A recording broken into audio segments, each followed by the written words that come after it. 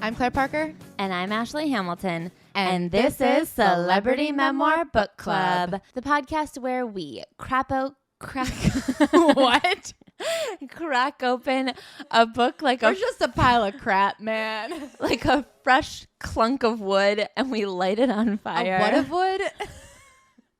Okay, anyway. We light it on fire, and out comes nothing but warmth, and the rest of it stays in the garbage. You ever lit a piece of poop on fire? That's what this podcast is, so welcome aboard. I hope you enjoy the experience. It's a warm Christmas fire. It's a warm pile of poop. To keep you toasty through the season. Anyway, Ashley, do we have anybody that we have to thank this week? Yes, I would like to thank Base for supporting our show. Base lets you pack up your stuff and hit the road with high-quality, well-designed travel bags and accessories that won't break the bank. Right now, Base is offering you 15% off your first purchase by visiting basetravel.com/worm. And I would like to thank Milk Bar for supporting Celebrity Memoir Book Club. The holidays are around the corner, and we all have that one person who's impossible to shop for. Make things easy and get them a delicious treat from Milk Bar. Get $15 off any order of $80 or more when you go to milkbarstore.com/worm. Claire? Yes. If you were to describe the last week's chapter of your memoir, what would you call it? The rent's too damn high. Ain't that the truth? I feel like right now I'm at this era where I'm about to do a double Christmas where I'm doing Christmas with my family and Mac's family and my brother's girlfriend. So there's just like a lot, and my grandma, there's a lot of people coming up. And it just today dawned on me gifts. And I'm like, that's a lot of gifts I gotta get. You are running low on time. I know. I just suddenly was like, oh my God, is Christmas like tomorrow? It's not tomorrow, but emotionally it could be. I think tis that time of the season where you're like, the holidays are so far away. And then you're like, okay, but every single night I have like a holiday party I have to go to. When am I gonna live my life? And then on top of that, I don't know if you guys know, but I'm getting married next year. I've heard. And that is obviously like a looming expense. And then me and Mac are thinking about moving when our lease is up in February. You guys know about me and furniture. I can't emotionally handle it. I'm not in a place where I could just say, pick out some curtains. I am a broken, fucked up person. And I get deeply triggered by that stuff. And I just think like moving is so expensive. I've never done it before in my life. And the idea of having to put down a deposit or something, it's a lot. And I'm looking at all these costs and I'm like, surely one cannot be expected to afford to live in a home, have a Christmas, and then get married, right? Like nobody's ever done that before, huh? I actually don't think anyone has. I'm at this point where I'm like, okay, Claire, eat toast every day of your life and see what happens. And that's where I'm at. I'm feeling overwhelmed. And toasty. Well, the toast is a negative in this scenario. But you could spin it into a positive. Ashley. Yes, Claire. If you were a celebrity and you wrote a memoir, what would you title last week's chapter? I guess I would call it the exact opposite. I feel like on a high of all the changes in my life. I am getting ready to move. I think I said last week that I signed a new lease. I have gone in a bit of a Claire Parker disease rabbit hole of couches. See, I don't think it's me specific. I think buying a couch is one of the hardest things anyone could do in life. And this is including death, birth, law school. Like, I do think getting a couch is the test of your human strength. Yeah, no, I agree. And I think I'm handling it overall for the amount of complexity in the situation with grace. With a grace and a PowerPoint. I made a PowerPoint. If anyone wants it, DM me. I might have already purchased the couch by the time this episode comes out, but you could maybe make it in under the wire. Anyway, I'm excited about it. I'm nervous about it, but I also am so excited for like a new chapter to like be putting things in a new space, fitting stuff in, and it's on the first floor of a building, and the idea of not walking up and down 5 flights of stairs every time Bug has to take a little pee is so fucking exciting to me that I am like buzzing. I am simply buzzing with excitement. So I guess I would call this chapter Buzzing because I cannot wait for what next month brings. I think 2020, 23? Who knows? I stopped counting at What's the year that starts soonest to next? It depends whose calendar you're looking at. To me, it's my 30th year. Okay. So I guess it's your 30th year too. Yeah. So whatever year is starting like in a couple of weeks, I am fucking stoked as shit for it. Ah, that's so nice to hear. And now I am very excited because we are about to do a CNBC first ever thing. A first ever rewriting of history. For the first time, we're doing something for a second time. We have been wanting to do Mariah Carey's book again for a while. We obviously had to wait until Christmas time because that is her season, but we did Mariah Carey, I think either second or third in our lives when we were just young memoir reviewers and did not know all that we know now. And we have been thinking a lot that she deserved better by us, I think. I feel like we didn't understand how good her book was at the time because I think that there are a couple that we read in those first few months that we didn't really have as much context for as we do now.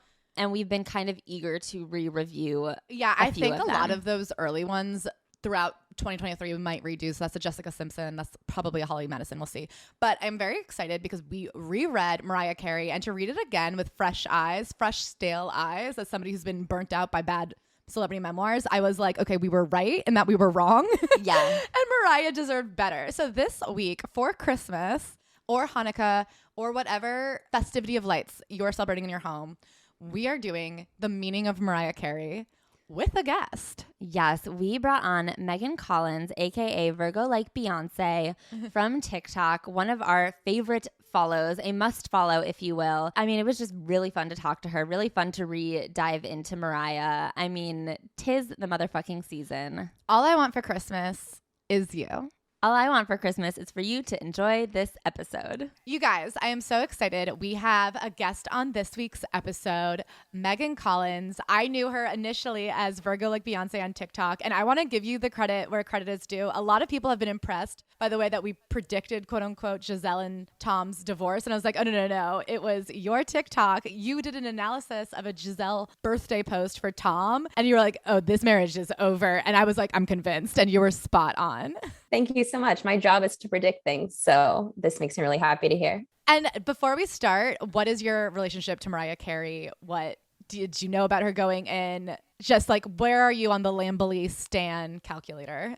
Yes. So I wouldn't have considered myself part of the Lamely before, but after reading this book, I think I might technically qualify, but I share initials with Mariah Carey, MC, and that's very important to her. And that's like been a nickname of mine my whole life. And her Christmas album was also huge for me. Like I listened to that year round growing up. So Mariah Carey has always been part of my realm. And I think like being a Black person growing up, there weren't a lot of like Black role models, especially being mixed race. There aren't a lot of mixed people. So I feel like I always kind of felt like she was my representation, but I wasn't like a super fan or anything. And I never saw Glitter. But now after reading the book, I kind of want to watch it. I love Glitter. Okay. It's like not good, but it is campy, good fun. And I will die on the hill that like, it is not a good movie, but it is not a disastrous, like trash heap of a film that deserved 6% on Rotten Tomatoes. I have been thinking about the fine line between camp and cringe lately. I feel like if people like you, they call it camp. And if they don't like you, they call it cringe. Yes. And based on what they said in the book, it seemed like that was just a moment, at least from my reading and culture, where they just wanted to take Mariah down a peg. So they were like, ew, you're cringe. It's kind of like the Carson moment. Like we're not going to go in on this joke with you. We're going to leave you hanging here, you know? Yes. Exactly. Yeah. I can't wait till we get to that part of the book because it fucks with me. I also think in reading this book, it was very clear that Mariah wanted to correct the record. And I think that one of my critiques is that some of it felt very revisionist history or like to like correct a narrative. But I also see why she felt the need to do that. Exactly. I feel the same way. Like I understand where the defensiveness comes from. And I think the first time I read it, I like saw the defensiveness as maybe, I don't want to say a lie, but revisionist history. Exactly. Like I'm like, okay, she doth protest too much. But this time I went in and I think I reread it as like her need to survive because she has been up against so much. And the amount that she insists is not because it's not true. It's because her voice has been covered for so long. So let's get in The Meaning of Mariah by Mariah Carey. Okay, I also want to say with this book, I think the first time we covered it, we like made fun a little bit of how fashion forward this book was. She like describes her outfit head to toe in a lot of different situations. She's like obsessed with explaining exactly what she was wearing everywhere she went. But I realized, and someone wrote in about it, and I did some more research on it this time, Michaela Angela Davis, who was her co-writer on this book, was a fashion writer for a long time and worked as a stylist and at a few points styled Mariah Carey. So I think the reason fashion is so forward in this book is because it was written by someone who writes about fashion. I also respect how much her co-writer is featured in this book. I like that her name is pretty big on the front page. And I really appreciate that she respects other people who are good at their crafts. And I feel like she said, this is a writer. She wrote this. It's written very writerly. Like the book is very flourished in its writing style. And I think she's happy to give credit where credit's due. And I really like that about her. That being said, I'm going to dive into the preface, which even on the second go round where I really liked and respected this book, I was like, Mariah, what are you talking about? She opens the preface and just lets you know, I refuse to acknowledge time. Famously so. I've made a lot of jokes and memes about it, but it's a very real belief for me. She then goes on to be like, I don't calculate my life in years. I live Christmas to Christmas, celebration to celebration. Which is a measure of time. Yeah, it's funny to be like, I don't go January 1st to January 1st. I go December 25th to December 25th. And you're like, okay, effectively the same thing. But then I do see how it like sets up for the rest of the book, because the pacing of this book very much is like, here are the moments that shaped me into who I am, as opposed to like a flat reading of year by year. And I get the preface in relation to the book and the way it's written, but I would like to hear her expound on this idea, because she's like, that's why I gravitate towards endearing characters like Santa Claus, the Tooth Fairy, and Tinkerbell. To me, being a character like Santa Claus or Tinkerbell, somebody who stays the same throughout time, is like, it's like a weird relationship to time, to think that you remain unchanged while everything else around you keeps going. And because I think Mariah Carey is the opposite. She like has changed a lot. It feels reflective of her relationship to control, the way that she feels like things happen inside of her versus outside of her. And I think that her like view on time is her taking control of her being. And I think that this preface is goofy, but I also am like, it does shape the rest of the book. I understand why it's there, but it also doesn't make any sense, but it does make sense. Yeah, this to me just felt like them needing to prep the audience for how out of sync all of this is going to be. And there were times where I was like, am I not following this correctly? But then when I was listening to you guys do the first time, I was like, oh no, she just doesn't have a clear timeline in her head. But I think that's what happens with your memories, right? And your experiences, they get conflated and you remember things happening closer together than they did, or at the same time, even though they were years apart. And I think this is how she remembers it, but it doesn't make any sense. I also think this idea of timelessness is one that I would guess that people have told her her music has that quality, because as I was like actually sitting with the lyrics, I was like, these aren't that deep and they're very literal, but they're good. And I think that's part of why they resonate with people, because they're really just like fairy tales, you know, and it's like just so simple and simplistic. And then she has this beautiful angelic voice and it's just really good and really pure, but it's not that deep. I felt the same way reading her poetry. I was like, oh, okay. Especially when, we'll get to this later, but when she meets Derek Jeter, when she's in her late 20s, it's the first time she's ever thinking about someone specific in her music. And you're like, okay, so your music literally was just generic. Like, what would it be like for a cute boy to love me? Probably a fantasy. Exactly. And also, I think there's this Christmas to Christmas line that felt like her lawyers were like, put that in there, establish a record of you like being the Christmas queen. Because did you hear about this, like how she tried to trademark it and then she couldn't? The Christmas queen, No. the phrase Christmas queen? Yeah, she tried to trademark being the queen of Christmas, and someone else has that trademark. But it's like clearly her whole thing now is I just work during Christmas, and that's Yeah. it. I mean, that's the dream. She really figured it out. Her and Santa really were like, let's become seasonal workers. So this book is divided into 4 sections, and part 1 is Wayward Child, and it gets into the story of her childhood, which was fucked up. And I think when you read about what Mariah Carey went through, the idea that she's a diva, I'm like, good, as she should be, as she deserves to be, as she has to be to like protect herself. So she starts with an intention, and it's basically about her inner child. And so she talks about wanting to save little Mariah, and much of this will be her story as she saw it. Some of my earliest memories are of violent moments. Because of that, I've always carried a heavy blanket with which I cover up large pieces of my childhood. But it is finally time to give her a voice, to let her tell her story exactly as she experienced it. And then she goes into saying, I have spent a lot of time protecting people who never protected me. And despite my efforts to be above it, I still got dragged and sued and ripped off. In the end, I only hurt her more and it almost killed me. This is a book where she's like, I'm going to tell you the freaking truth. And I get that that's so hard to do, especially as the youngest child. But I mean, she really, I think with compassion and respect, is like, here is how fucking awful my family treated me. And you're like, yeah, they did.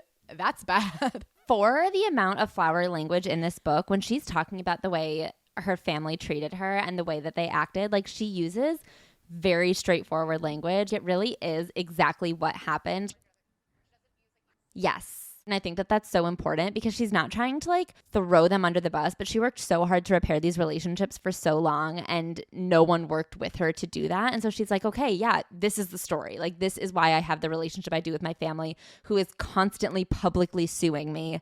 Here's why we have problems. I agree and disagree a little bit. I think that she is definitely like telling the truth, but I also think that there's a lot that she's not saying. I will preface this with, like I said, a lot of my story and Mariah's story are like similar. I have a Black dad and a Mexican mom, but she looks white, so she's white passing. Like, I have two siblings, but much less abusive than what happened to Mariah, but pretty similar. And I think that she's using a lot of therapy language that if she's talking to a therapist, I feel like the therapist is also telling her things like, your mom's a narcissist, and like different things like that she's not saying, that I think she could more explicitly talk about these people as malicious manipulators if she wanted to. And I think that she wanted to protect them from that, but not so much to protect them, but to protect herself as like someone who has a family or like has like a pretty story. Like, I think she really wants to tie it up in a bow, but it's really harsh and ugly. I also have a very hot take that you guys might want to edit out because it's like kind of controversial. But so my hot take, and again, this is partially based on like me drawing parallels between myself and Mariah, but Mariah has a lot of indicators of being neurodivergent. And I think that if you look at the story through that lens of like, she's on the spectrum, that's like, you have a disability, even like the meltdown she has, and maybe they provoked her on purpose. And there's a lot there that seems like she's grappling with the fact that her family manipulated her. She just has a lot of like eccentricities that are aligned with autism. Like, she talks about walking on her tippy toes. She talks about stimming. Like, she's like, and then I would just like say sounds. And like, she just has all of these things that she does. And a lot of what she says and like her core wound with her mom not protecting her, I think is tied to that, and her still unpacking that. She has all of the symptoms of a woman who didn't get diagnosed because she's pretty, which is like a huge conversation right now. Interesting. That actually makes a lot of sense because I feel like she was so alone as a child. I think that also falls in line with the way that she is eager and willing to believe exactly what someone tells her. Like, she is willing to take a lot at face value, and you have to really, really, really prove your words wrong before she'll be like, wait a second, were you not telling the truth? I kind of spotted that early on and then read the whole book through the lens of Mariah Carey might be on the spectrum. Interesting. She talks about her childhood, and basically in her childhood, she is the youngest of three. Her older two siblings, I think, are 6 or 7 years older than her. So she was very much the baby. And when she was 3 years old, her parents got divorced. So she never really was raised with her two parents together. She doesn't have almost any memories of them eating dinner together or being a unit. But her father was very strict and abusive towards the other two. So from the get-go, there was kind of a divide between her and her older two siblings that was exacerbated by the fact that she was very light-skinned.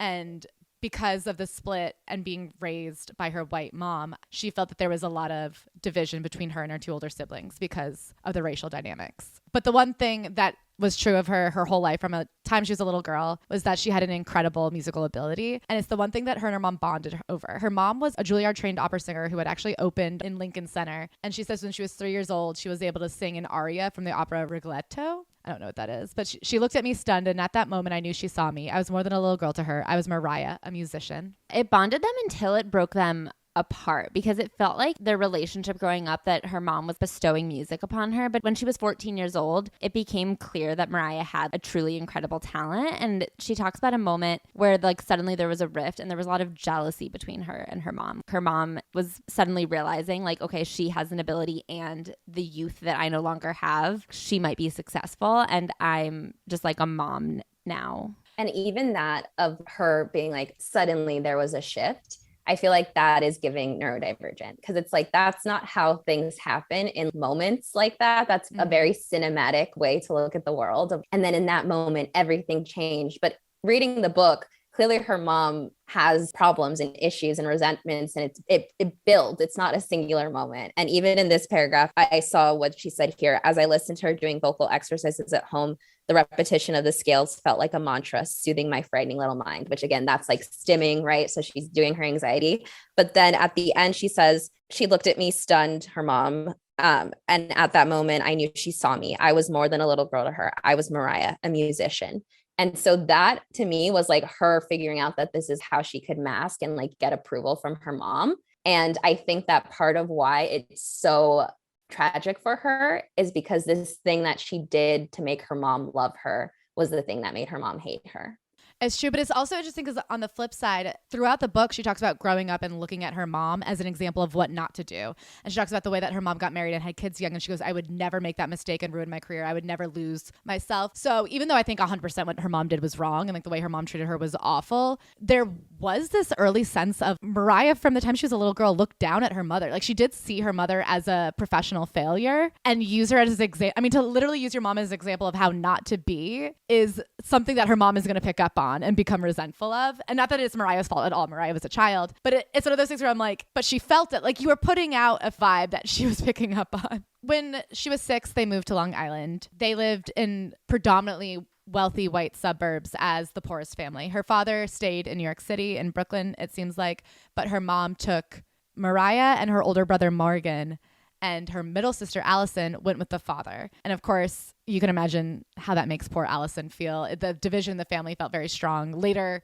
it seems like the mother preferred Morgan. She loved Mariah when she was a little girl, but it becomes tough. Mariah senses a lot of sort of competition between her and Addison, or at least she views that Addison sees that there's competition. And like for pretty fair reasons. She's like, before I was born, it was my mom, my dad, a brother and a sister, like a pretty symmetrical family. And then when I was born, there was no longer the girl and the boy. There was the older girl and the younger girl. And then when they were splitting up the family because her parents got divorced, her mom insisted on taking Mariah and then took Morgan kind of by default because Morgan and the dad couldn't be together because they physically fought each other. So Addison like just by default ended up with the dad. And it seems like a lot of her life happened by default. And that really sent her down a pretty devastating path.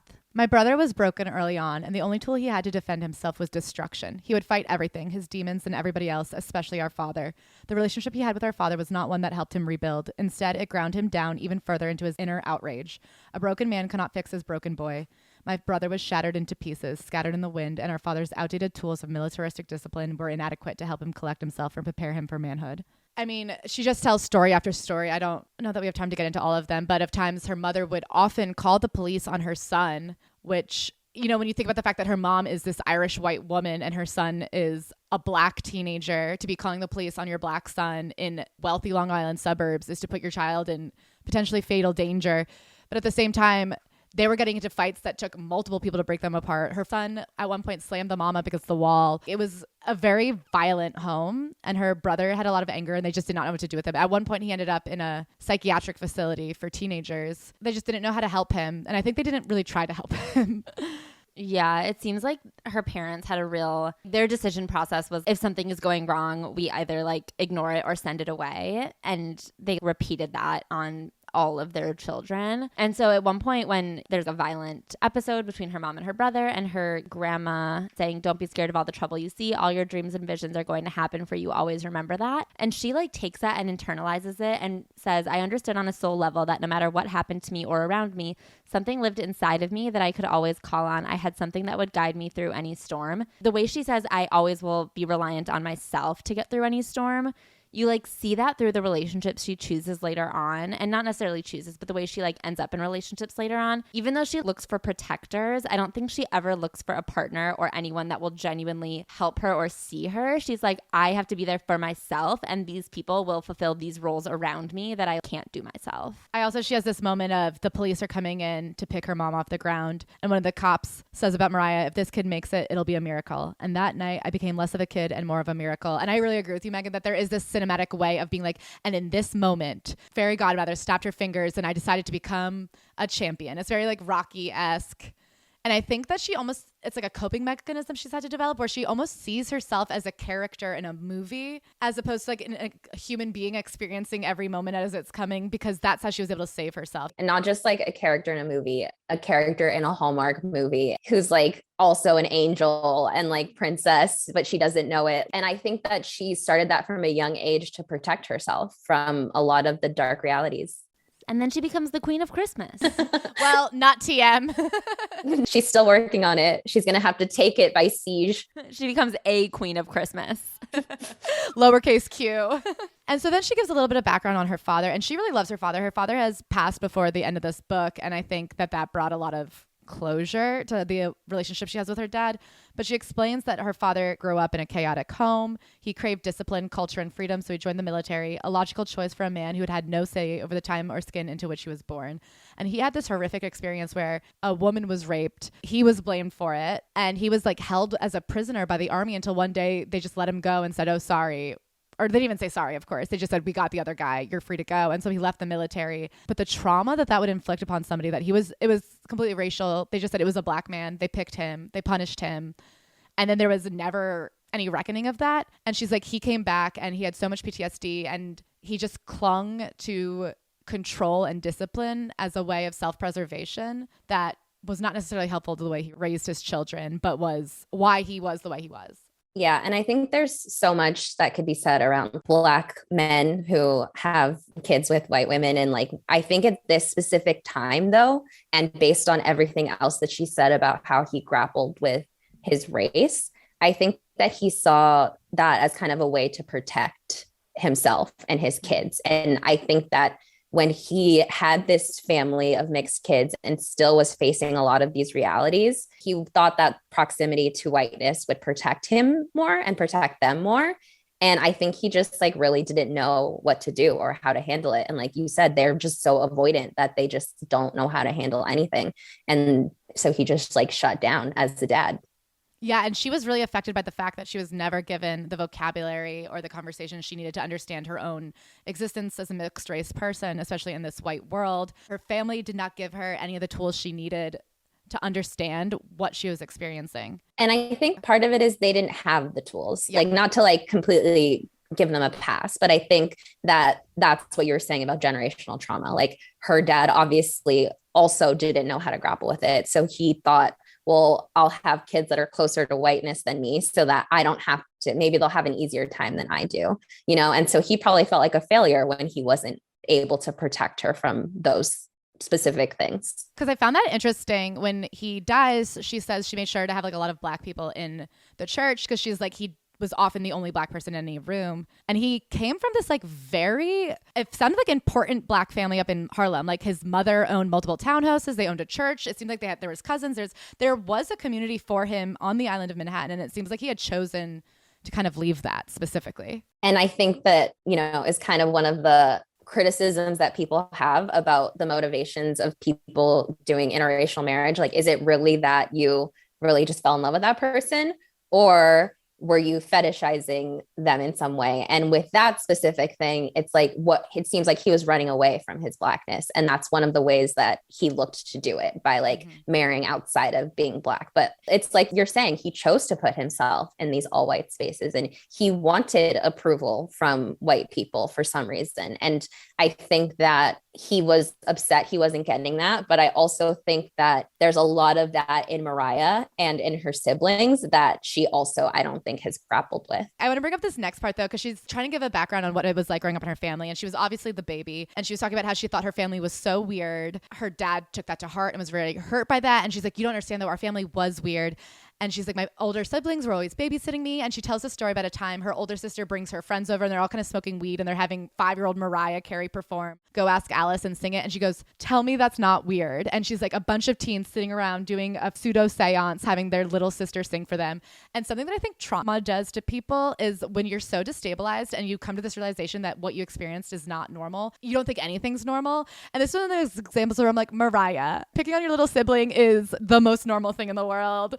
To teenagers thinking that they're witches is the most normal thing in the world. This is an example of actually very normal family dynamics where you dress up your little sibling beyond their age as a joke to make some teenagers laugh. And I'm like, but the problem is when your entire ground has been taken out from under you, you're not sure what you can stand by.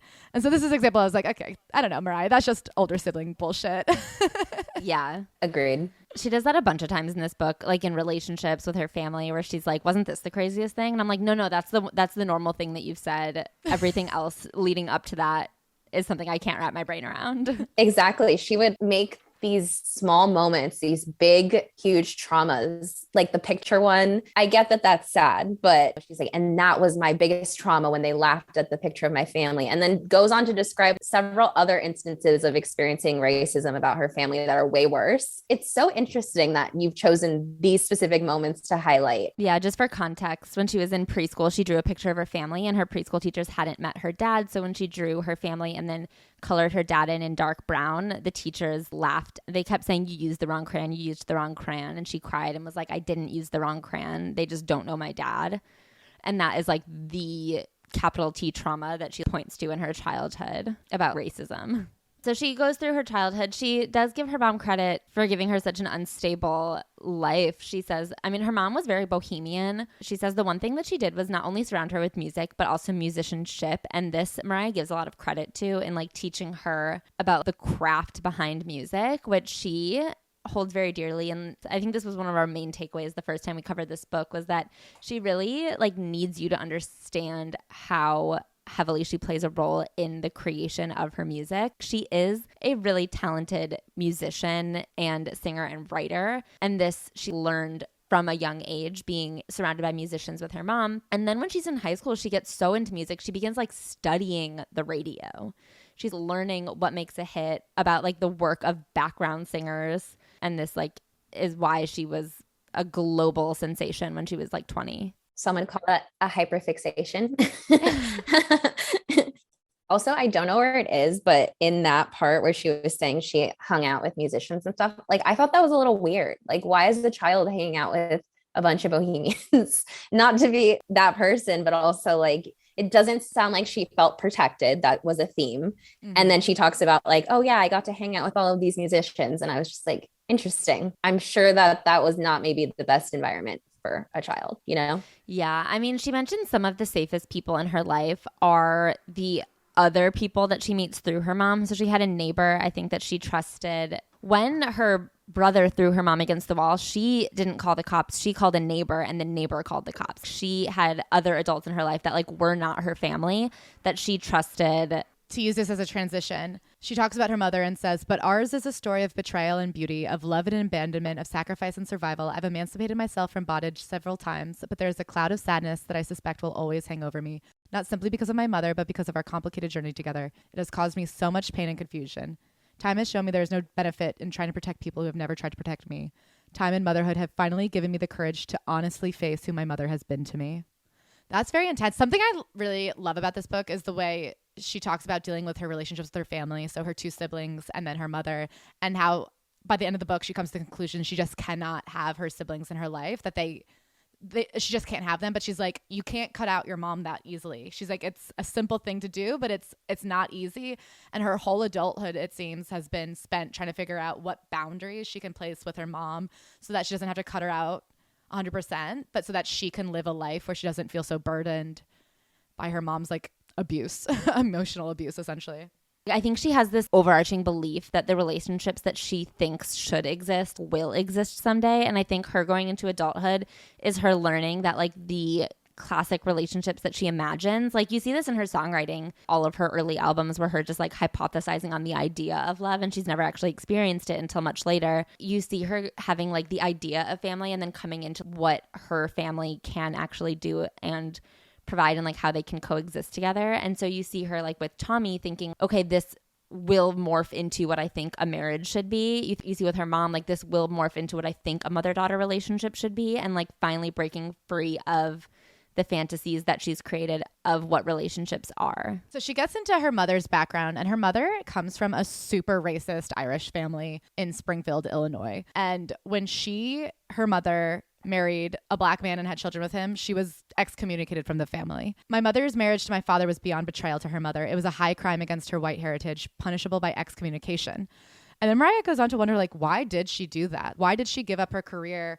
Why, when she came from a family that was so racist and hateful, did she go on to marry a black man? And she's like, it makes me wonder if she ever did love my dad or if this was all just like an act of rebellion. Obviously, they got divorced when she was young, but she's like, there's no evidence that they ever loved each other. And maybe they just don't talk about it. But she's like, I don't ever hear about the good times. So I have to wonder why they even ended up together. Feels like both her mom and her dad were running from their like upbringings into each other. And now there are like 3 kids who are just kind of a product of this environment. This is one of the many calculations that as a child I observed my mother make and place into a file labeled what not to do. And she says this about both her mother and her sister. And as we'll see later, her and her sister have a horrible relationship. Fairly, what her sister has done to Mariah Carey is horrible. But she also describes often how both her older siblings like had a block and a darkness in them, and that Mariah just was born with this light and this ability to persevere. And I understand that because Mariah has been the victim of a lot of their abuse and attacks, it's hard for her to have 100% compassion, empathy for them. But from a bystander, I'm like, I understand that they went through hell and you are now a global superstar worth hundreds of millions of dollars. Who knows why it was Mariah Carey out of the 3 of them that was born with like a light and an ambition and a talent and like this innate ability. But, you know, they all came out of the same situation and her siblings were like fucked for life. And I could understand why they would just hate her. There was a scene where she talks about her mom giving her dad a look when he started to yell at her and then him not yelling at her. And as a bystander, read that as the older siblings, like she picked up on it too, that they were jealous. But what does that really mean? It means that they had very different childhoods and that the dad was super abusive to them. And then when Mariah was born, somehow turned over a new leaf. And like, that must have sucked to watch your dad, even if he wasn't perfect, be a better dad to your younger, lighter sister who everybody loves than you. And I'm sure that the mom seems like she kind of neglected the Addison once Mariah was born and she just fully replaced her. So that sucks. She mentions at one point her mom would call her hers, like my little one. Mariah was her mom's kid, even though her mom already had 2 other kids. So that must have been really traumatic for the older siblings. And I think the fact that Mariah is so much younger than her older siblings. So for her to be like, my siblings had this darkness in them and I had this light in me. It's like, well, maybe you weren't alive when they still had light in them. Maybe it had already been stomped out by the time you came around. And it got further stomped by your parents' preferential treatment of you. And I don't mean that in like a mean way to Mariah. Like, I don't think it's a thing that she can comprehend. This just was her perspective. But from an outsider's perspective, I'm just like, okay, maybe there was a light at some point. It just didn't exist in your life. No, I completely agree. I thought that was kind of mean of her to say that she was like this light among her family of darkness. I thought that was not fair. She says, the fact that I believed I could become a successful artist is one of my greatest strengths. I'm like, yeah, it is. But something we've seen in all these memoirs is that you have to have this like almost insane belief in yourself. And not that Mariah Carey isn't like the most naturally talented person. We get to it later. She was turning down record deals for more money than she'd ever seen because she was like, I know I'm worth even more than this. That is something that you just have to be born with. I don't know. When you're her siblings, I can't imagine how hard that must be. Also, I think one of the few things I will call her on in this book is she gives her dad a lot of credit. And I think one of the parenting choices he made with Addison that we'll get to is one of the most fucked up things I've ever seen in my life. And she does not really ever acknowledge wholly what he did to Addison. And so we'll keep going, but I wonder how much she viewed their relationship as like she is the light and they are the dark when she was younger, because it does seem like she looked up to her siblings a pretty solid amount. Yeah, I wonder if it's like something she's come up with in therapy for survivor's guilt. Like she just had to be like, why was it me and not them? I don't know. I was just born with a light and they weren't. And that's all I can say about it. She then goes on to talk about just growing up with her mom. Her mom often had all these boyfriends. They all sounded awful. He had one nice boyfriend ever who did the gardening on this estate ground. So they all got to live in kind of like this servant's house, but it was the nicest place she had ever been. And after a couple years of a good life with him, he had bought her a kitten and it seemed like he was really sweet to her. One day she gets home and he's just sitting in the living room with a gun. And her mom is like, we have to get out of here. And that's the last time she ever saw him. And it's just like, Jesus Christ. If you look back and say the best man in my life was the one that we had to leave because he was holding a rifle in the living room, her childhood was truly unsafe and scary every day. It has taken me a lifetime to find the courage to confront the stark duality of my mother, the beauty and the beast that coexist in one person, and to discover there's beauty in all of us, but who loved you and how they loved you will determine how long it takes to realize it. The moment she talks about that we referenced earlier when we say that there's this stark rift, Mariah had been singing tunes and had been practicing with her mom, and even as young as 12 had started working on jingles and been getting paid to do music with stuff, and took her voice very seriously. And one day they were in the car. They were like singing along to pop music in the car, and it was a Michael Jackson song, and her mom sang it in an operatic style because that's her style of singing. And Mariah laughed at her, and then the mom just kind of like went dark and said, "You should only hope that one day you become half the singer I am." My heart dropped. Still to this day, what she said haunts me and hurts me. I don't know if she meant to cut me down to size or if it was just her bruised ego talking. All I know is that those words shot out of her mouth and pierced my chest and were buried in my heart. Again, to what you're saying, this cinematic, like this was the moment style of the way she views things. I do think your mom was being obnoxious. I don't think your mom meant to say words that like pierced you and haunted you for the rest of your life. Yeah, that was one of the more melodramatic because her mom does some awful things to her, but this is the one that pierced you forever. Okay. She says like this moment shattered their trust. And I'm like, okay. And to Ashley's point, if she was laughing at her, her mom's clearly very insecure. And she's been making jabs at her and she's becoming this beautiful woman who's not, again, she should rise above because she's her mom. But I don't think that Mariah is saying that she like plays an active role at all. Everything just happens to her and everyone else is just the villain. And she's just this hero being moved along by their whims and jabs. And then a hero comes along. When Addison was 15, and this gets to the thing that I think was almost an unforgivable sin by her father, Addison understandably is feeling very rejected by her mom. She went to live with the dad. So of course, Addison feels incredibly rejected. And in her memory, she's like, mom basically kicked me out. She didn't want anything to do with me. And then the mother's explanation is Addison chose her father. She didn't want him to be alone. She left us. Mariah goes, I think there's truth in both statements. And I agree. When Addison was 15, she gets pregnant by a 19-year-old man who's in the military, who's stationed in the Philippines. The mother says, you have to get an abortion. The father says, you can have the baby, but you have to marry him and move to the Philippines. So at 15 years old, he has his pregnant daughter move to another fucking country with a man she barely knows to have a baby. To have a child in a country that you're not familiar with a man you barely know and no support at any age feels like one of the cruelest things you could do to somebody. I can't imagine anything harder. And at 15, she doesn't know anything. She comes back a few years later with the baby and she is now addicted to drugs and working as a sex worker.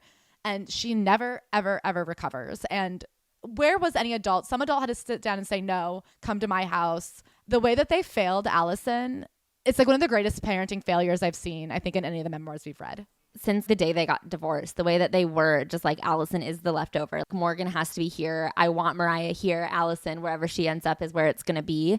I mean, to think that a kid is not going to sense that is insane. To think that like a teenager isn't going to sense that and then rebel in some way. You're just like, of course, the way Mariah's like, no one protected me, like could have been worse. Whatever happened to her over there or on Long Island or in a back room somewhere had taken its toll on her. That super smart, beautiful girl with dark curls who's my big sister had hardened into a strange kind of absence. Something or many things must have happened to her to lead her to barter her body for money and drugs, as she went on to do for years. So then Addison comes back to New York and she's back in Mariah's life. And I'm just going to run through the series of events that happens before their relationship falls apart forever. So she comes back and Mariah's pretty happy to have her older sister just like back and taking her around and introducing her to like older, interesting people.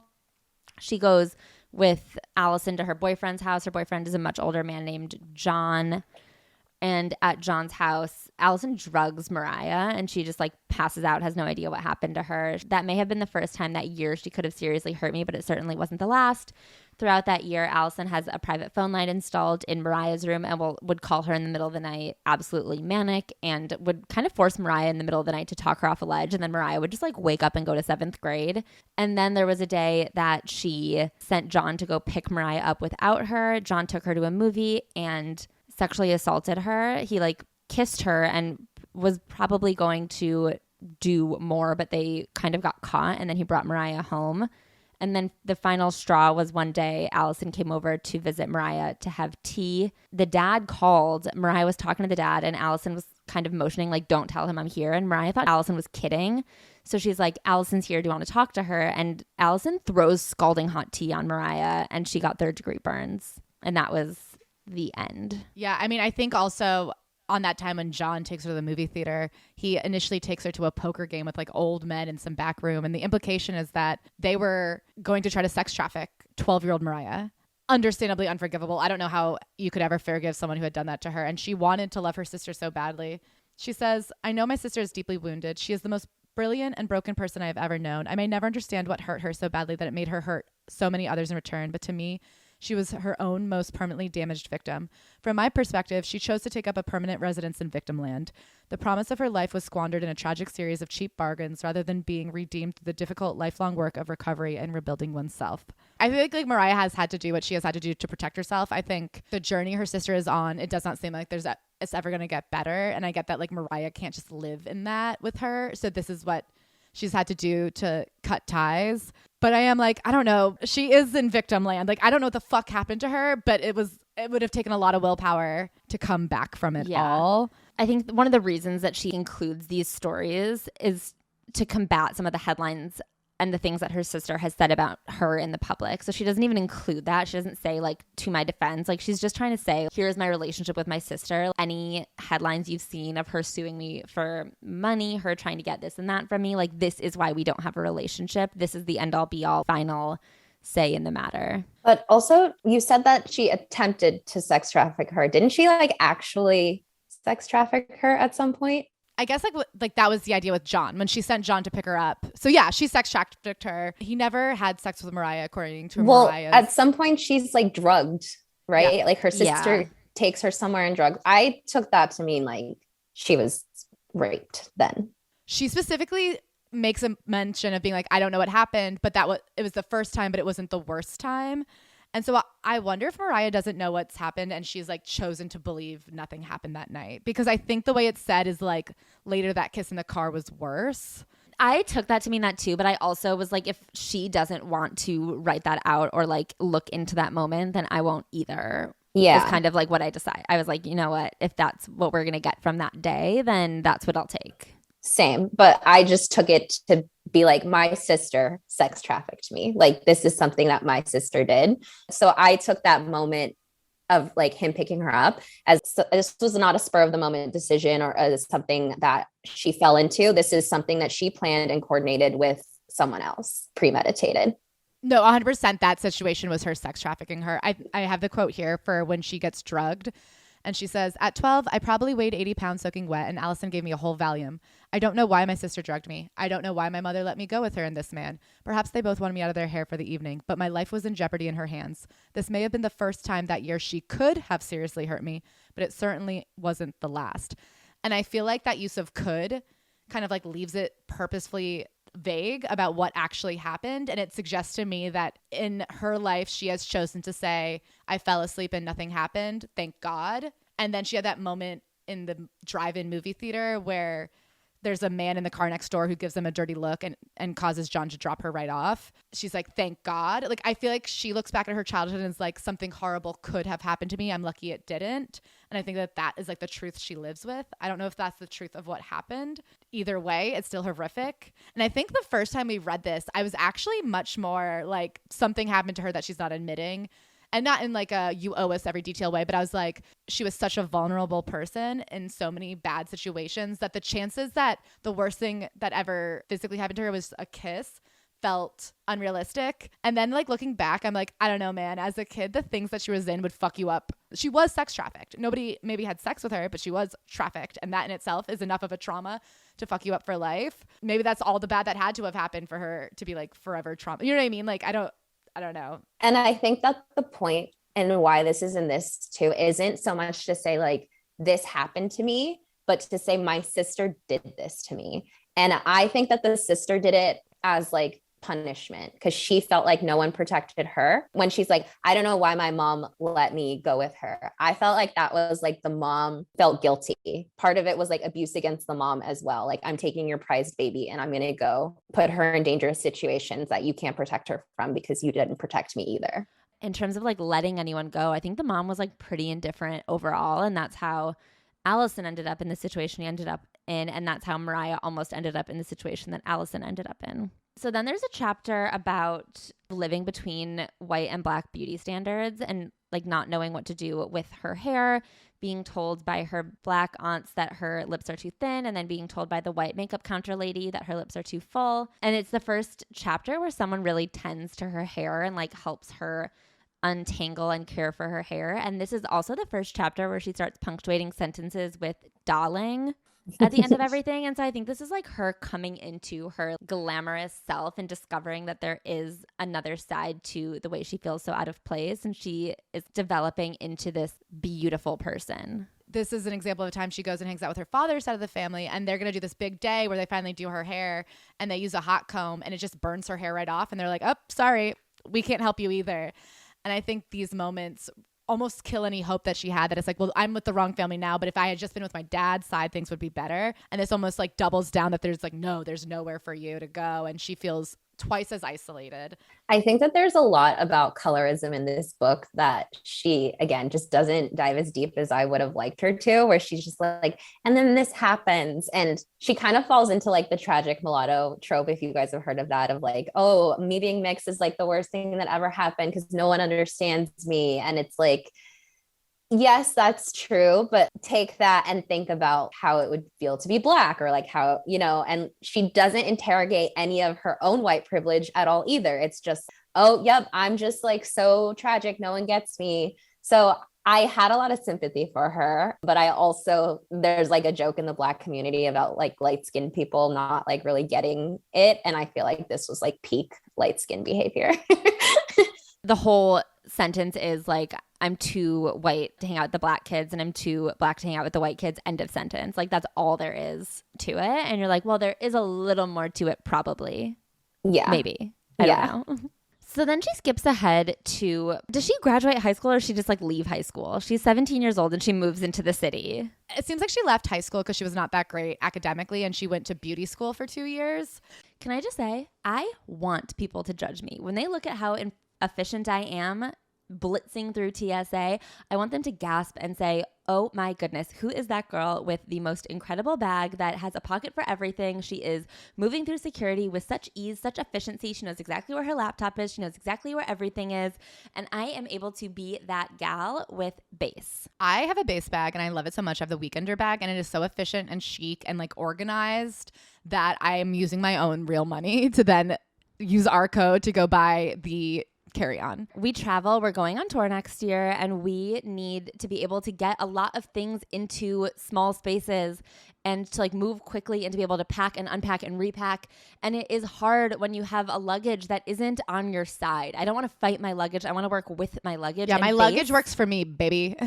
And Base was created by the actress Shay Mitchell to be sleek, affordable, and designed to help you just travel effortlessly while still looking good doing it.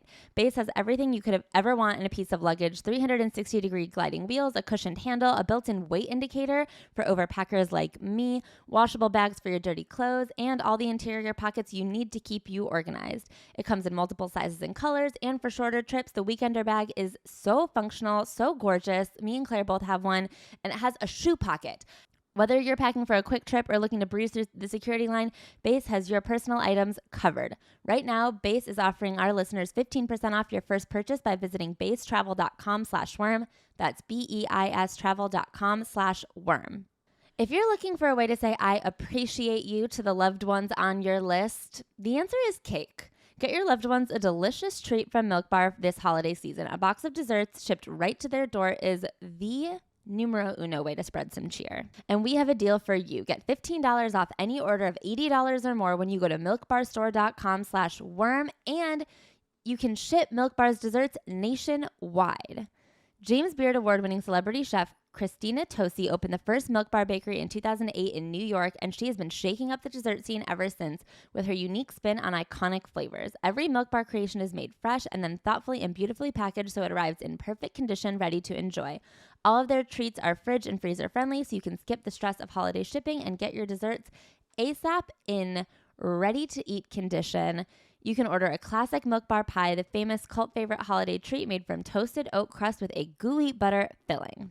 It's the perfect gift for anyone and everyone this holiday season. For a limited time, Milk Bar is offering their delicious new chocolate mint chip cake and truffles and peppermint bark snap cookies just in time for the holidays. Also, get your hands on their limited quantity of lab drops, including peppermint tie-dye pie made in limited batches straight from their experimental kitchen. Okay, as I said at the beginning of this, finding gifts for everyone is hard. I do think showing up with an elaborate, fancy, cute New York City dessert is a great hostess gift. Yeah, Claire and I both got the Milk Bar pie recently, and my goodness, it is one of the tastiest things I've ever owned. I had to share it so that I didn't eat the whole thing myself. It's never too early to plan ahead. Place an order today to schedule your treats to be delivered right before the holidays. But if you waited and it's last minute and need desserts stat, they also offer fast and even overnight nationwide delivery. Right now, Milk Bar has a special limited time offer. Get $15 off any order of $80 or more when you go to milkbarstore.com/worm. You'll get $15 off an order of $80 by going to milkbarstore.com/worm. So this next section, Sing Sing, which is one of the other things that I remember we critiqued on the first read that I do stand by today. Sing Sing is a reference to the $30 million mansion she built with Tommy Mottola that she referred to Sing Sing, which is like a high security upstate prison. And I'm like, listen, Mariah, what happened to you was abuse and horrible, but it is different than literal prison. I understand that the situation felt oppressive, and like all situations where you don't have autonomy feel so stifling. But she's like, and I would crawl out of my silk sheets and my silk jammies and creep down to the kitchen for just a moment to myself. And I'm like, how much silk was there? They don't have that at Sing Sing. I think that she didn't need to hit the prison parallel quite so hard. Oh, there was a million prison puns. It was Sing Sing. It was Hill Jail. It was everything was incarceration central. And I'm like, Mariah, one of your other big things in this book is like she calls out multiple times how her white mom weaponized the police against her black siblings and her, to then trivially be like, and another jail I was in was my ballroom. A hot tub in many ways is like solitary confinement. I was constantly being surveilled as I went from the indoor pool to the outdoor pool. And you're like... She leaves school, as we said, at 17 years old. She had gone to beauty school and she moves into the city completely by herself. She has $1 to her name a day. She's living off of $1. This is another one of those things where I would have loved a timeline. I think by not keeping it chronological, she's able to glamorize when she was down and out. Because at this point, she had been working on music and getting paid for her music since she was 12 years old. She had been working with local Long Island bands to do background vocals. She had been doing jingles for commercials. She was quite successful in the Long Island scene. And then she moved to New York, where she started out living with her brother in her brother's empty apartment. And she's like, I only had $1 a day. I could take the subway or eat a bagel. Within like 2 years, she's married to Tommy Mottola. I think there really was maybe like 4 or 5 weeks where she was figuring it out. And she really hypes up her days as a waitress, which I think might have been no longer than a month. She's like a waitress and then a coat check girl at most 1 year that she's like living in New York City trying to make ends meet before she ends up getting this record deal. So she's living in her brother's apartment in the West Village and taking care of his cats. Then she moves in with a friend who she's sleeping in a crawl space. This is another thing that I'm like, wait a second. These might not be your friends. She's sleeping in a crawl space in this apartment for $500 a month. I would say in today's New York real estate, you can probably sleep in someone's like public area crawl space for $500 a month. She was sleeping in the kitchen. She was sleeping like on top of the cupboards on a twin bed. And I was like, oh, you were paying for the whole apartment, Mariah. This was the late 80s. There is no way that a crawl space would be $500.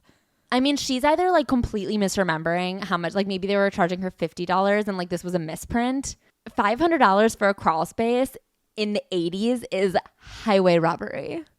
I felt the same way too. I was like, oh, she was either getting scammed or she's just so rich that she's like, what's a low amount of money? But very quickly, she starts doing background vocals. And that's why I kind of questioned this whole waitress thing, because it seems like out the gate, she had a lot of connections in the city and she started doing background vocals. And then she says the way it works is singers like singing with other singers. So immediately she was taken in by the elite background vocalists and gigging a lot. And quickly she starts working for this woman, Brenda, who I had never heard of, but she had a hit single at the time. And Brenda heard her audition for background vocals and everybody was like, oh, you're the star here. But she makes friends and she moves into a different apartment with this girl, Josephine, who's a Swedish model who had an open relationship with her brother, which was a detail that I was like, Mariah, why did we need to know that your 19-year-old brother had an open relationship at one point? It felt very like with a Swedish model named Josephine, who like I think is still her friend. So she moves in with Josephine. Things are coming up. She's meeting as many people as she can. She's a big hustler. She has this whole thing about how she was wearing her mom's shoes that were a size and a half too small and had holes in the bottom. It's one of those things where I was like, for what, a week? Because I don't know. I feel like she really dragged out the struggling artist section, because I know that she went in with gigs lined up. I'm not saying she was rich from the get-go, but this whole idea that she was living off of $1 a day, I think she was getting steady work very quickly. And I'm very impressed. I mean, she was 17 years old doing it on her own, but she went in having, at first she started just driving in back and forth because she was like doing so many gigs all night. So I'm like, I know that you didn't show up with $1 in your pocket and not a name in sight. You showed up with like a pretty solid network and opportunities. Maybe it was like a month or so before checks roll in. Because I mean, I don't think she was making a lot either. And she was like working with the same people at night to like put together a demo. And she was doing that completely independently. She was totally unsigned. Again, because she was quite successful by the time she was like 19, the fact that she was 17 here, I'm like, okay. I think this was one of those correct the record things. I think that she probably has heard that she didn't have to work hard because she married Tommy. So like everything was just handed to her. And so I think that this was her trying to be like, no, I was putting everything I had into this before I struck gold. I do think that that is like a narrative around her, that she just walked in to New York City one day and like locked eyes with Tommy Mottola and then had a career. And even if that were true, I feel like what she went through for the first 17 years of her life, I'm just like, sure, do it. Have it. Go. And can I say that is basically what happened? So she spent a year doing background vocals, and then she went on tour with this woman, Brenda. And at this point, she was also laying down her own demo, and she was working with some man who somehow is still making money off Mariah Carey, I guess. And she laid down a demo. She was shopping her demo all around, and she goes, I got an offer for somebody to own one of my songs to put in a movie for $5,000, and I knew I was worth more, so I said no. The thing about Mariah is I don't think there was one single day that she wasn't like actively taking giant strides towards her future. I don't think there was a single day that went by where there wasn't evidence that everything was going in the right direction. She said she learned from a Beatles documentary that owning your own publishing was the most important thing you could have. And that was like, and I mean, she was so fucking right. So Brenda takes her to this party, and contrary to everything we just said about all the hard work and stuff, she does in fact go to a party and make eye contact with Tommy Mottola for 1 second. And she says in that second, the stars aligned. She just knew it was going down. She says she showed up. She had this one outfit she wore every day that was like a tank dress, tights, socks, and Reeboks. And every other girl there was trying to get a record deal. So dressed to the nines, all Kardashian'd out. And she was like, why is he looking at me? And I'm like, Mariah, because you're the most beautiful girl in the world. Because you're so fucking pretty. She is the dream girl, and the way that she just throws on some jeans and a top and she looks at you with her breathy voice and her big eyes, and you know that there's something in there that's special. And so I feel like her, Shania Twain, and Britney Spears have this look about them where you're like, I don't know what is happening, but this is it. It's and it's like something that will never be recreated, because except for maybe by Addison Rae, but in the 90s you were allowed to look like a person. They were allowed to look like themselves, and you're not allowed to do that anymore. You have to be optimized for perfection. But what's endearing about all of them is something so like human. They're, I mean, like tens, but in a very human way. Tens, but where you can like talk to them and you're like, I feel like they'd be nice. Yeah, they're bathroom girl tens. So she had been carrying her demo everywhere. She hands him the demo. Apparently he leaves the party. The rumor is he leaves the party to go to his limousine, stretch limousines. What a dated concept. Listens to the demo, goes back to the party to be like, you're a star, baby. But she had already left. She goes home. She has 1 million voicemails from him. He's obsessed with meeting her. Sure enough, she gets $1 million deal from Sony Records. Also, she says that in the voicemails, it took her a while to get to his voicemail because her and her roommate used to do this bit where they would like call and do different accents, acting like they were like the super or some person calling. And it's like, I don't know why this was important other than the fact that one of Mariah Carey's like huge things is like letting you know that she is funny. And she's not. I feel like she has a good sense of humor. Like she has a really good sense of humor, but she's not funny. So she talks about marrying Tommy, and I guess it was just like lickety split. They met eyes. I don't know what the actual timeline was on this, but she says, I was 19 years old and already lived a lifetime of chaos, surviving only by my own scrappy determination. Then this powerful man came along, parting the seas to make room for my dream. He truly believed in me. So them getting together and her record deal happened simultaneously. When she got her record deal, she got her own apartment all by herself. And then it seems like she lived there for like 6 weeks before he was like, you have to move in with me. I don't know how long she lived in that apartment. I don't know how leases work. She must have moved in like a month after that. I think he just took her out to Westchester one day. He's like, here's where we're going to build our mansion. For some reason, and God bless her heart, he was 21 years older than her. And she was like, well, it's going to be our home, so I'll split it with you 50-50. And she had just gotten this $1 million record deal, and she was so stoked. The mansion cost $30 million. So when she said I had $1 million, I was going to split it with him 50-50, I was like, inflation must have gotten really bad because I can't imagine a record producer would have a $1 million house. And then she's like, it was $30 million. So I was like, yep. That sounds right to me. And she was like, I didn't know how to fucking pay for it. So they build this giant dream house. They call it the storybook house. Again, to Megan's point, she is trying to mold her life after a fairy tale. At a certain point, I think she recognizes she just couldn't keep living that way. But she wanted this to be her dream mansion.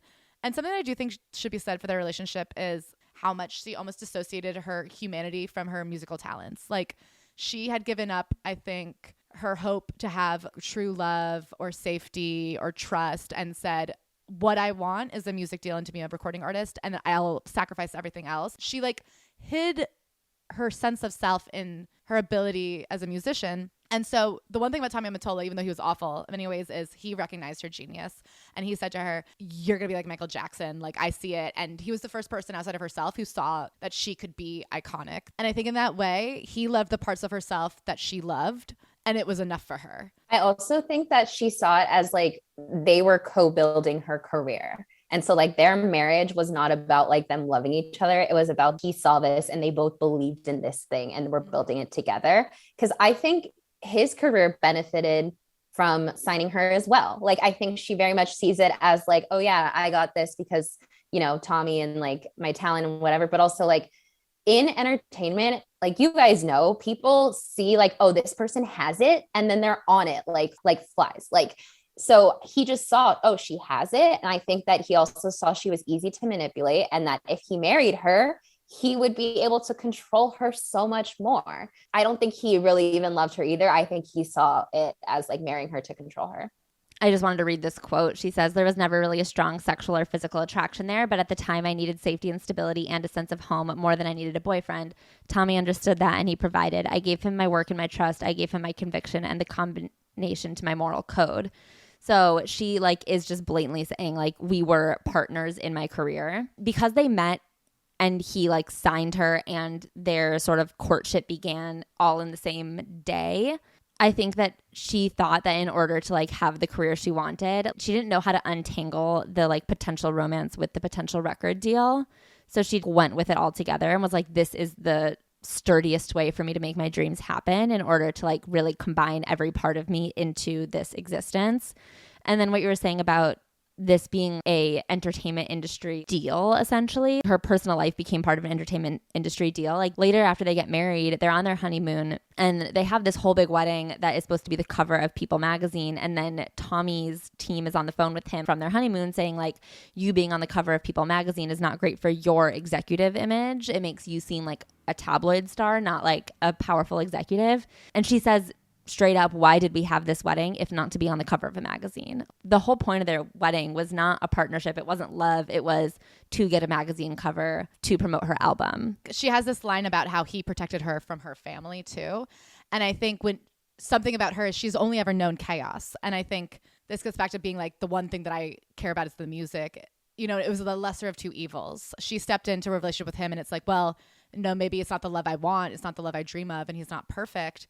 But it's safe and he protects me from the immediate crisis of my family. She tells a story that when she signed her first record deal for $1 million, her mom invites her back to the house on Long Island and Morgan's there. And Morgan essentially tries to extort $5,000 out of her to kill her mother's current husband, who he says might try and sell and blackmail her or sell stories about their family in the tabloids. And so the only way to fix it is to kill him for $5,000. And Mariah's like, do not fucking kill someone on my behalf. And also, I mean, she kind of hits it on the head of like, and this is somebody my mom is currently married to. Like, why is somebody who my mom is actively bringing into our life so dangerous that we might need to murder her? Like, it was such a crazy situation. And so that's what she's dealing with at home. And I think at least Tommy isn't after her money, even though he is using her. It seems like relative safety. She ends it with, there was also a very sophisticated security equipment outfitted throughout the house, listening devices, motion detecting cameras, recording my every move. So, of course, as I'm sure you guys can imagine, this relationship ends up coming to a horrible end, and she is being fully controlled and stalked and followed by her husband, who is also her boss. So she talks about how as her first albums are coming out, this is all while she's sequestered at this upstate mansion. And she has no concept for her success. Like, she knows that she's won Grammys and that she's doing really well. And part of me is like, how is this possible? Because she became famous so quickly. I am like, maybe you missed it. Like, maybe you were up in the mansion and like, because you didn't have social media, you just like didn't see that people were obsessed with you. But like, she doesn't find out until she does this live performance. They had to like barricade the streets in order to keep the crowd controlled for her show. And she's like, what the fuck is happening? And they're like, this is for you. And she was like, people like me. And it's like, you know, you went platinum, right? Like, you were there. You saw, you have the record on your wall. I do think like numbers in a spreadsheet are different than throngs of people. She says, for 4 solid years of my life, I was writing, singing, producing, and doing photo shoots, video shoots, press junkets, and promotional tours. All the awards and accolades I received were handed out in highly coordinated industry settings. It just seemed to be part of the work. If I had any free time, I was sequestered in an old farmhouse in Hudson Valley. Tommy orchestrated all of it. I was in my early 20s, but because I was never alone, I had no comprehension of the impact my music and I were making on the outside world. Did Tommy know I would be easier to control if I was kept ignorant of the full scope of my power? So she sees all of these fans. It makes her realize what's going on. And I think that was a mistake that he made too, because, and she talks more about this, I feel like she tries to kind of position herself as like the pioneer of fandoms, like with the Lamely and like, oh, I knew, and I really foster this relationship with my fans. And I think that she really does care about her music and people liking her music just for the sake of people liking her art. And I think that she didn't like that he kept her from people who supported the music more than he was keeping things from her. Because I think there is an element to the relationship of her wanting him to insulate her from things, but I think insulating her from her fans was a mistake. That was like what drew her to him, was his appreciation of her music. I think this sentence kind of sums up their relationship. More than my personal happiness, I needed my career as an artist to survive. Happiness was secondary. Happiness was a fleeting bonus. I married Tommy because I thought it was the only way for me to survive in that relationship. I saw the power he could put behind my music, and he saw the power my music could give him. Our holy matrimony was built on creativity and vulnerability. I respected Tommy as a partner. If only he had known how to give me the respect I was due as a human being. So something interesting is she says, like, her fans are the people she trusts most in life. And later with that TRL moment that we were referring to, she refers to seeing her fans in real life as her therapy. And I think that that's a sentence that got really lost on the TV show. It seems like she just showed up. She's like, this is therapy. This is therapy. And especially 20 years ago, people were like, what the fuck are you talking about? But what she meant by that is being with fans is what a lot of people would say being with family or being with friends is. To her, she finds soothing in her soul when she's with the fans, which for anybody else, I would argue is probably not a healthy relationship to have with strangers, but I don't know where else she can put that trust. Like, she doesn't have a family. She doesn't have a real life. Because then she walks through what her married life was like, and as things started intensifying around her, so she realizes everyone whose job it was to look after me had deep connections to him. Like, everyone in their life, like on their payroll, on their staff, was his childhood friend, his person from this. She has no one that she can trust because everyone's been put in place by him. So anyone that she even like thinks she has a relationship with is more loyal to Tommy than her. She does 4 or 5 albums while married to him, and she talks a lot about how the record label wanted to keep her as adult contemporary, which is a phrase that I don't even hear anymore. I don't think that that's like a contemporary distinction of music, but she keeps saying that she wants to be quote unquote urban, which is what they were calling like hip hop, R&B, rap. And that was a relatively new sound that was entering the mainstream. Tommy was against it, but she insisted, and she thinks he was very threatened by her ability to like understand what was going on at the moment. He was very married to like the old greats like Frank Sinatra, and that's not really how you stay relevant when you're obsessed with 20-year-old music. But a real highlight of her life is getting Old Dirty Bastard to be on Fantasy, which is, I think, my favorite song ever.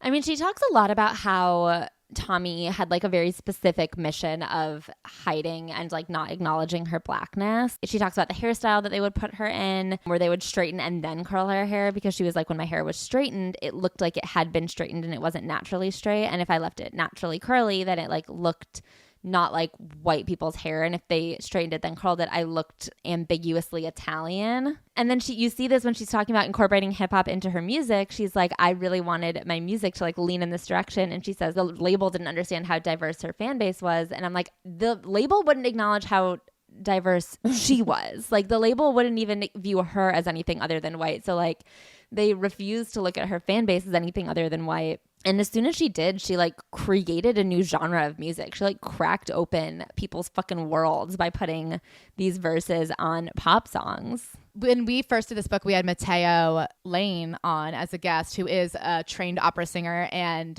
a Mariah Carey stan. And something that we really got from him was he, of course, as opera singer, wanted to hear about the technicalities of how she built her voice.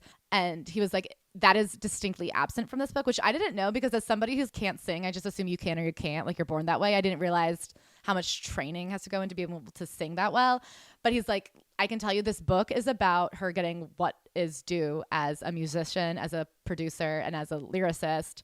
And I find it interesting. Later, she talks about Aretha Franklin, and she goes, I think if you're a woman and an incredible singer, people want to take away the rest of the musicianship from you. And I think this whole book, in addition to, of course, her family history, her personal history, I think one of the points she wants to make is give me my fucking credit. Like everyone knows she has an amazing voice, but she wants you to know that she did something with it. Well, I remember when I was reading the book the first time, I had a friend casually like make a joke because I was like, oh, she writes all her own music. And they're like, oh, like all I want for Christmas is you. And they were kidding. And I was like, no, she literally wrote that song. The reason you assume it's a classic is because she wrote it to sound like nostalgia. And she incepted all of us into being like, well, of course, this is a remake of a hit song that we all grew up with as our grandparents knew. And it's like, no, she's just that talented that she made us all think we already knew it. So she's making her first couple albums. She's making Daydream. And while she's making Daydream is when things really start to come to a head with Tommy, and when she's like so deeply unhappy in her life, but unable to acknowledge it to anyone in the outside world. So when they're recording this album, she is after hours recording a full grunge album, which she says earlier this year, the news broke that she's trying to remaster and re-release it, or like release it in general. And there was a clip of it that I found online. It is really fucking good, and I really want it to come out. She says she would put on an alter ego called Bianca and sing this grunge music. I need it. So her and Tommy's relationship is falling apart, and the only good thing that is happening is that he has a longtime therapist who they go to, and they start going to couples therapy. And luckily, this therapist is actually quite good at her job. And even though she is technically on Tommy's payroll, she's like, Tommy, what you're doing is wrong. And she gets to talk to Mariah alone, and she's like, this is not normal. And essentially helps her create an escape plan. And they know it has to be subtle and considered because they are so intertwined professionally. And Tommy is a psychotic person who is vengeful and powerful. So you have to go about it the right way. The therapist helps concoct with them these plans for Mariah to get her own space. Starts with her being like allowed for a couple of hours to be chauffeured to an acting class. She's getting private acting tutoring, and that is her time alone. And then she gets her own space that is connected to her acting teacher's apartment that she can like sneak into. Then she finally gets to have a night on the town by herself, and it is the night she meets Derek Jeter. I will say, I'm like, Tommy, you were right. Don't let that bitch out of your sight. She's going to fall in love. So she goes out for one night, and she's at this party, and it has hip hop people and artists and producers and fashion people. And who should walk in but the, as she calls him, rather pedestrian Derek Jeter. And she's like, next to everybody who was cool, he looked like an idiot. Not an idiot, but she's like, he looked lame as shit. And then she finds out that he's also Black and Irish, and she like zeroes in and is like, oh, I've never had this connection with someone in my life. Infatuation just like sweeps over her entire body. Which I think just goes to show she just wanted to be understood. And the minute she's like, oh, wait, you might understand me better than my husband. And then it's like, okay, so I'm going to date you now. She's just so desperate to be understood that she'll go anywhere she can find it. Ultimately, a very important step for her. I think Derek Jeter gets a lot of space in this book. And compared to the way like Matthew Perry talked about Julia Roberts, for example, I found it warranted because in meeting the Jeters, she was given a mirror that she could hold up to find healing and start seeing what was the problem and what was not in her own life. And so basically they become infatuated with each other. It's very cute. They're like sneaking texts. I guess not texts. I don't know. There was texting back in the day, but sneaking phone calls and trying to meet up. I mean, she's a young, cute girl in her 20s. She's horny and she's married to this like dork ass old middle-aged man. It doesn't even sound like they bone. And so, you know, you guys have had a crush. You can relate. So they like have this operation where they meet at a pizza parlor and they go back to his house and they're on the roof and it starts pouring down rain and they kiss and they have this incredible night in the rain. And she goes home and writes like verbatim what happened in the song, My All. And she literally like the lyrics of the song are like, we're on the roof. Your name is Derek Jeter. We just pretended to eat pizza. We're kissing. It's November. I think that her thing with Derek Jeter, she calls it not the love of her life, but a love of her life. I don't even think she loved him. I think it helped her discover that there could be love in her life. That is what it opened up for her. This is like her first schoolgirl crush. It's like the first time she's infatuated with someone because when she was in high school, she says she had a couple boyfriends and they were always like big protective dudes because her life was so chaotic. So when she was younger, she would go straight for these guys who could protect her. As soon as she was a little bit older and moved into New York, she like went straight for the person who could financially protect her and surround her with people who could physically protect her. And then now she's like meeting someone where for the first time she's like, oh, you I like. Well, also, she was a virgin until Tommy, which was very important to her because she was so afraid of becoming her mother and her sister. And so I think this was the first time she felt obviously financially and professionally stable enough to be open to the possibility of a sexual relationship with somebody without this fear that like she's going to get pregnant and her life's going to end, or this idea that like, yeah, you can have sex, but it's with your like ogre husband. He's not an ogre, but emotionally. They kind of keep the charade up. Meanwhile, she's in therapy. She's distancing herself more and more. Well, I think the trial separation was like a word that the therapist came up with as like, what if you guys tried separating once a week? Yeah, like we're going to microdose divorce. Yeah. But so she goes to Puerto Rico. They kind of have this weekend out. She doesn't sleep with him because she doesn't want to like cheapen her relationship to Derek Jeter with her marriage. But eventually they finally do it. She gets a divorce. That afternoon, I flew to Tampa to meet up with Derek Jeter. They, I think, end up dating for like 6 weeks. It seems like it was incredibly quick love affair. But the thing that was most important to her, that relationship, is because he came from a mixed race family, she was able to see that like they loved each other and they were very healthy and happy. His sister was obviously also biracial, and meeting her and like seeing that their family unit was whole and good really helped her see like the inherent problem between her parents was not necessarily that her father was black and her mother was white. It's that they as individuals were not able to come together and create a healthy and loving family. And that soothed a part of her soul that made her understand like, how do I live a better life? That wasn't the problem. It was them. And I think that offered her a lot of healing for her future. As she expected, after she and Tommy divorce, it becomes like very creatively stifling at her label.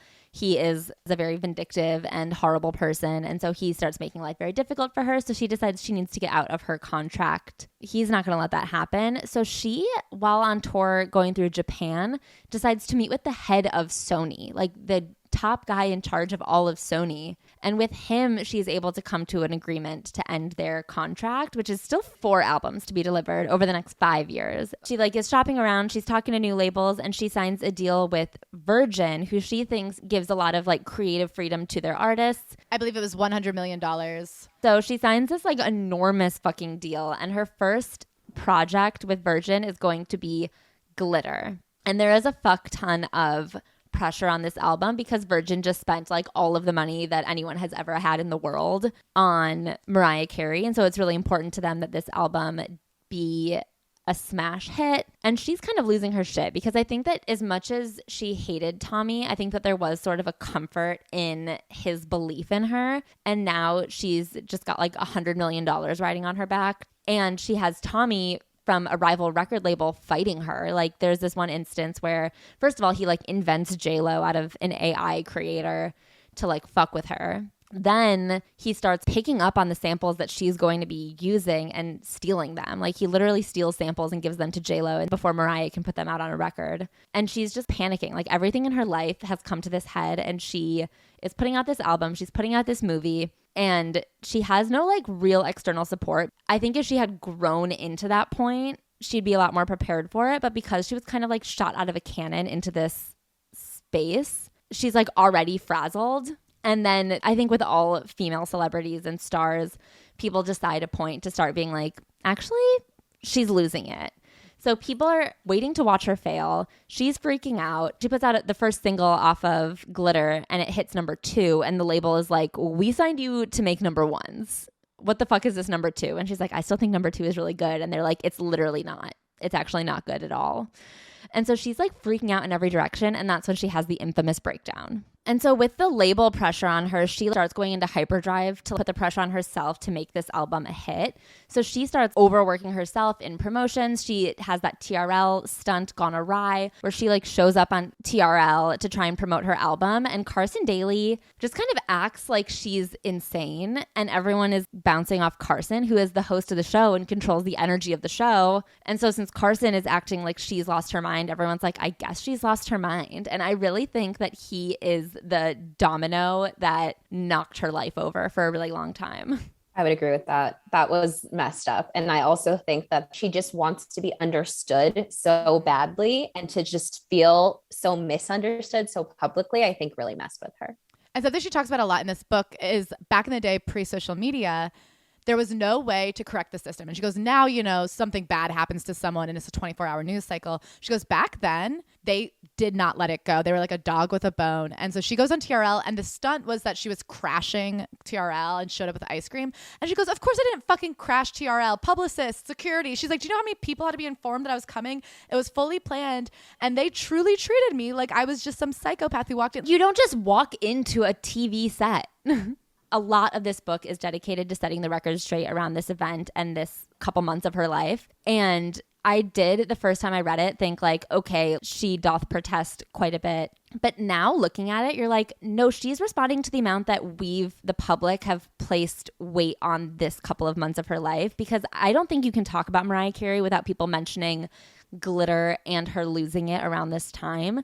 Even though when you look at like the expanse of her career, you're like, okay, this was 6 weeks. Soon after that, she ended up with another couple of hits. Like, it's not that huge of a deal, but the way people equate this with the other great things she's done, you're like, of course she needs to sit back and correct this moment. She's putting as much weight on it as we put on it, and we, the people, put a lot of weight on it. So the stunt goes awry. She is viewed as a bit of a loon for dropping in on TRL.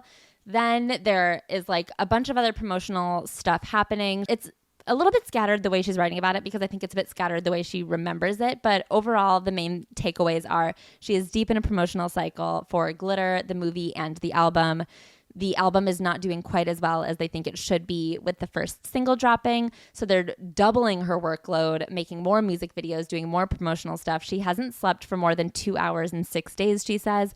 When she starts like seeking a place to just rest, she skips a music video shoot. It doesn't matter that I was completely spent. What mattered was that they had spent more than $100 million on Mariah Carey. They wanted all their glittery products ready for sale now. There was no one around to intervene, to help coach the label on how to pace the project and my productivity.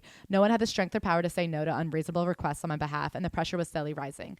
I was exhausted, and the most difficult part was the diabolical delight the tabloid media was milking out of my moment of weakness. It was a nonstop, never-ending circus. I recall watching one entertainment show after the TRL debacle where they were talking about me in the past tense. It was so surreal. It's as if I was watching an in memoriam of Mariah Carey, and all I wanted was to rest in peace. So she starts seeking out a place to sleep. She checks into a hotel, and then her brother finds her there.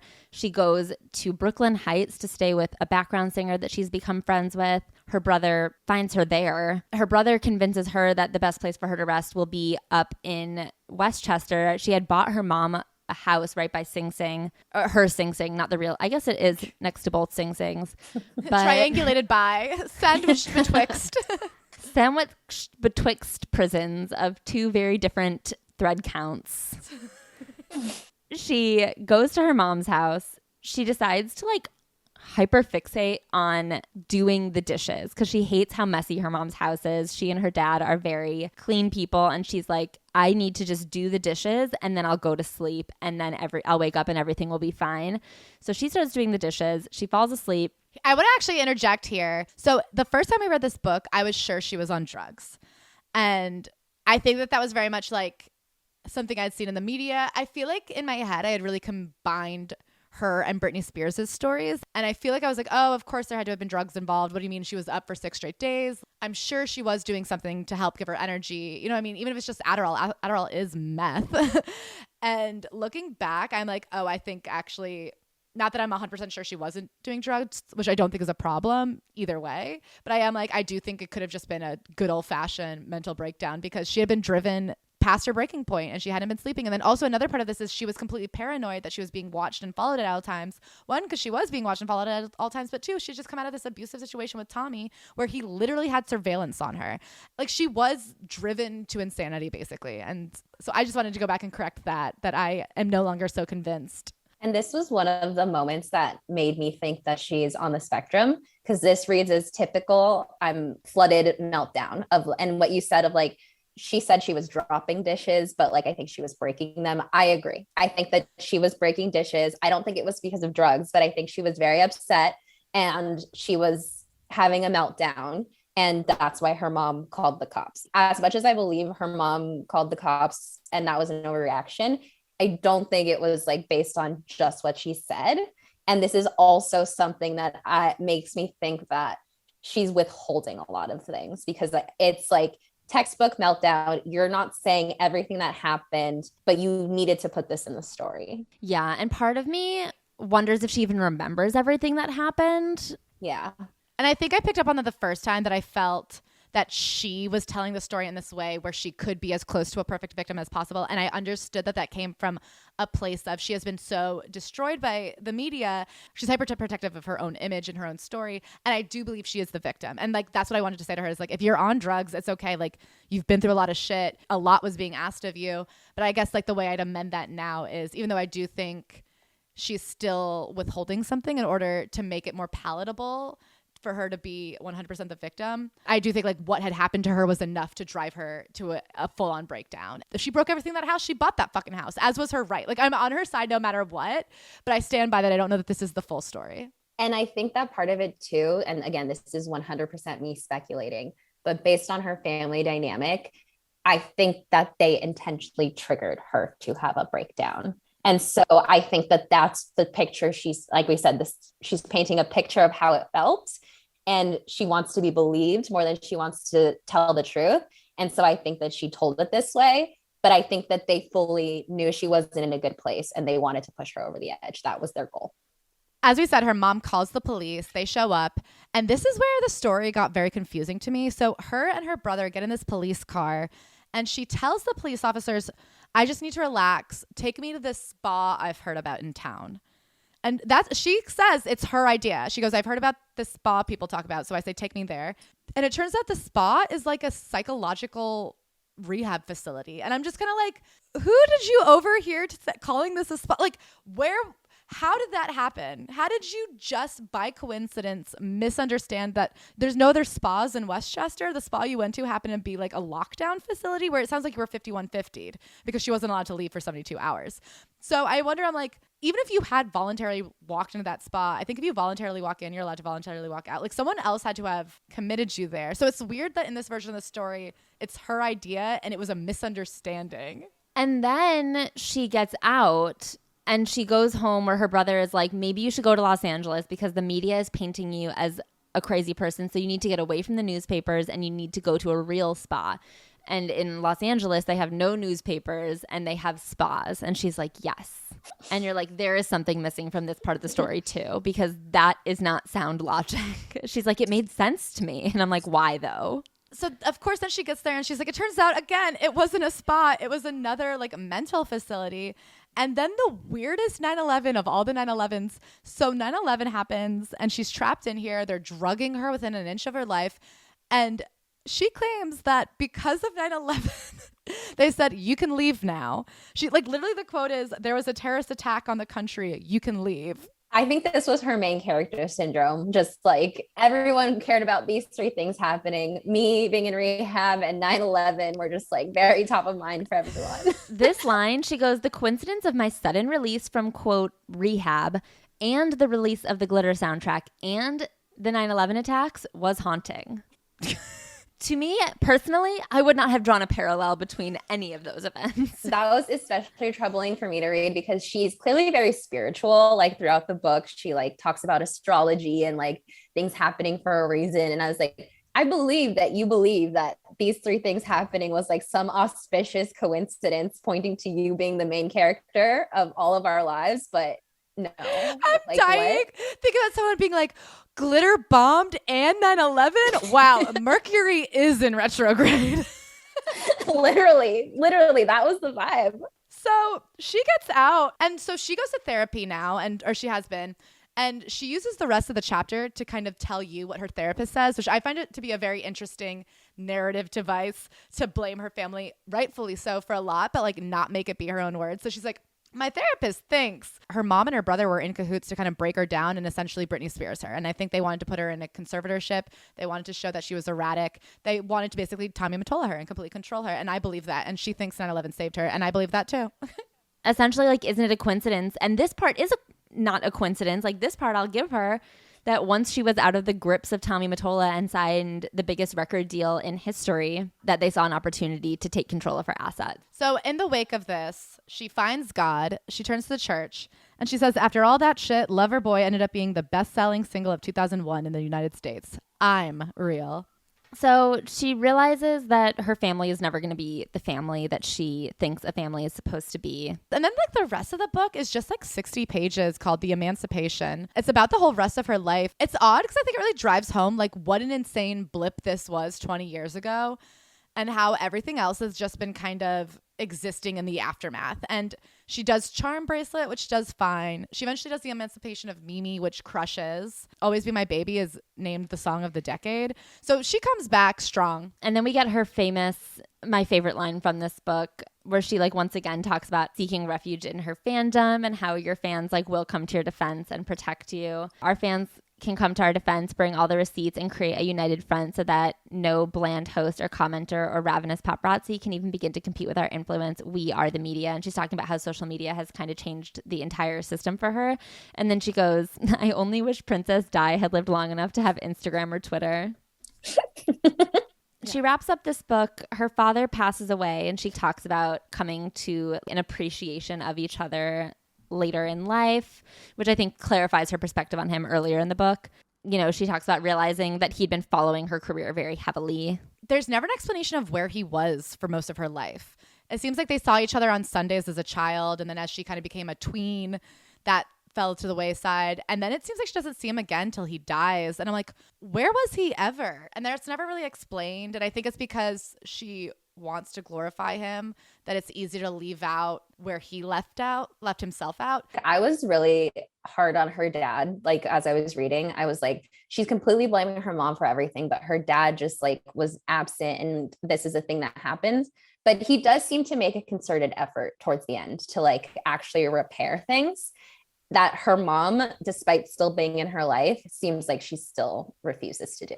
I mean, there's this story that we didn't mention because this kind of plays sporadically in the book, but she goes to like the White House to get some giant honor from the White House, and her mom gets so drunk and has to be removed from the dinner, and she's just in the dressing room screaming, I hate Mariah, I hate my daughter. That's like such a painful moment. That's one of the few stories I remembered actually vividly rereading this, that was one of the things that stayed with me, is like, we can sit here and be like, oh, the comment in the car that you'll never be the singer I am, that was said for no reason and it wasn't meant to be so hurtful, but to as an adult be talking about your adult daughter at the White House and saying I hate her, I don't know how you forgive that.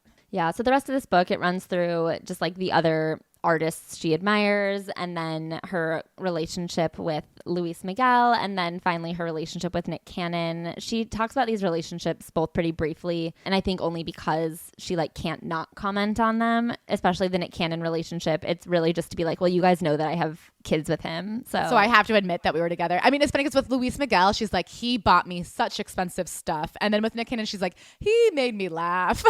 I'm like, the cheapest gift in the world, the gift of laughter. are truly the broke man's roses. I really thought she would mention all the other kids too, like somehow, some way, but just I don't know, heard them too. Just like, they're not in here. Can we read what she said about Nick Cannon having, because I just think it's so funny knowing I highlighted this part.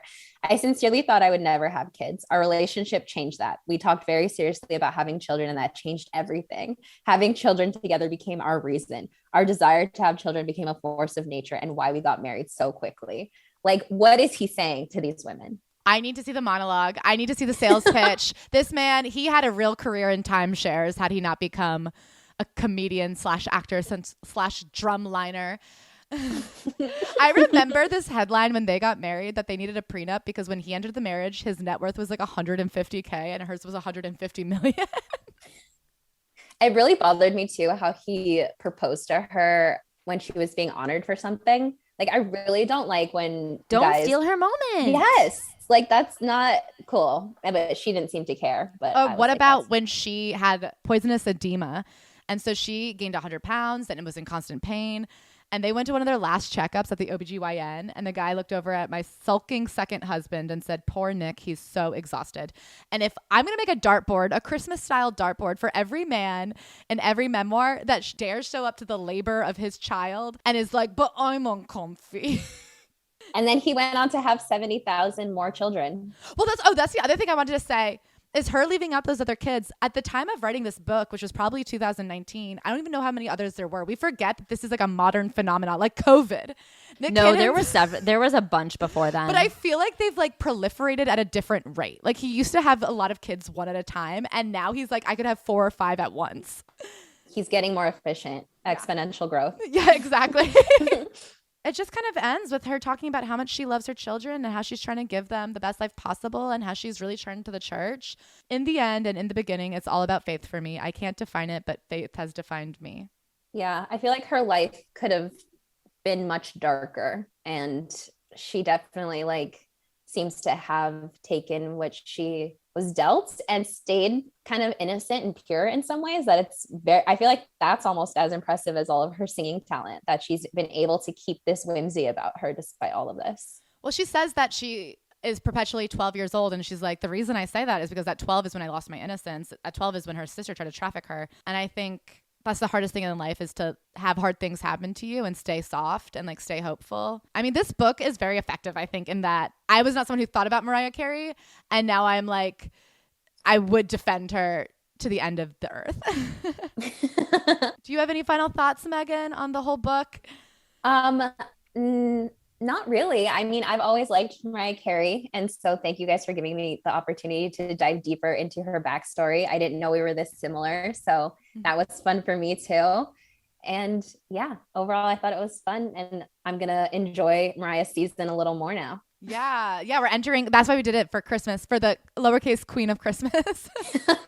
Megan, thank you so much for being here. It was so great to have you on. Where can people find you? You can find me on TikTok at Virgo Like Beyonce, like Claire said earlier. That's the best place, I would say. Beautiful. Well, thank you guys so much. Have a beautiful week. Thank you so much to all of our 5-star reviewing wormies. Thank you, Sierra MT. You have got the best tea collection. Thank you, J Maze 18. I would get lost in a maze with you. Thank you, Womb at Forever. I would also just crawl into a womb forever with you. Thank you to Frowny Face Not Good at All. I'm glad that you think that this is good at all. Thank you, Alaska April. Oh my God, I'm sure Alaska is beautiful in April. Thank you, Green-Eyed Danny. Oh my God, you know I'm a sucker for some green eyes. Thank you, S. Cummin. Oh baby, S is a comin. Thank you, Chelsea is here to make friends. Chelsea, I would love to be friends. Thank you to He Gale. Oh, there's a gale force wind, and he's over there. Thank you, Lizzie 10B. My favorite number of Lizzies. Thank you to Roy Wide Kings. Stay wide, King. Thank you, Travis Roden. Oh my gosh. Are you related to the original Hailey Bieber? Thank you, Keita. Another perfect round of tea. There are a lot of teas in that one. Thank you, Jessie Logan 20. I friggin' wish that I could be Jessie's girl. Thank you to Burnt Toast Flip Flop. honestly, the best smelling flip-flop I think I can imagine. Thank you to Cashley98. Hell yeah, get that, Cashley. Thank you to Brent Real. Is this spelled like Brent Real? I hope you become the new king of Montreal. Thank you to Can CBD TBH Baez ZJI. I hope you find the answer to that question. Thank you to Jacqueline Jean 1229.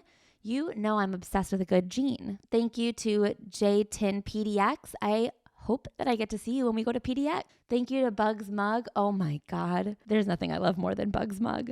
Thank you to LG0113. Let's go, 0113. Thank you to Rach KLLJSNBBG. All those letters to you, baby girl. Thank you to Hoboken Gooner. Tell Bailey I say hello. Thank you to Snug as a Pug in a Rug. Oh my God. Please send me a picture of a little pug in a rug. Thank you to Spudnik1. I think that's like a space thing, so you're out of this world. Thank you. I'm a cool mom 22. You are a cool mom 22. Thank you to Kay Collins. I would love to cheers you with a Tom Collins. Thank you to Yas Derek. Yas Derek, thank you for this review. Thank you to period, comma, K, comma, M. I appreciate the way you punctuate. Thank you to Bugs BF Trooper. Oh my God. A smooch from Bug to Trooper from me. Thank you, Clindle. I appreciate your clean vibes. Thank you, Catherine O'Kane, my favorite Kath in the game. Thank you, Susie Q. I feel like they're looking for you. Thank you to Glon Coco. You go, Glon Coco. Thank you to Gale28, another gorgeous gust of wind. Thank you to Jenny T. Way. It's your way or the highway, Jen. Thank you to Maze, my name, worming is my game. Oh my gosh, you're fucking killing the game. Thank you to J.R. Holcomb. You seem very wholesome. Thank you to Subaru Sapphic. Hell yeah, baby, let's drive. Thank you to Fishy EN. I love a good sush. Thank you to AJKANKDFN. Your letters are the sound of a rainbow to me. Thank you to Becca Boove. I like the way you groove. Thank you to Purple6381. Oh my gosh, I used to start wars over how much I loved the color purple. Thank you to Danielle Marie B. You be my absolute favorite. Thank you to Open Table Girl. Oh my gosh, I cannot wait to hear about your latest reservation. Thank you to SFHJSGLSD. Let's all trip on some LSD, baby. Okay, I think that is all for this week. Thank you so much. I love you guys so much. I'll see you next week.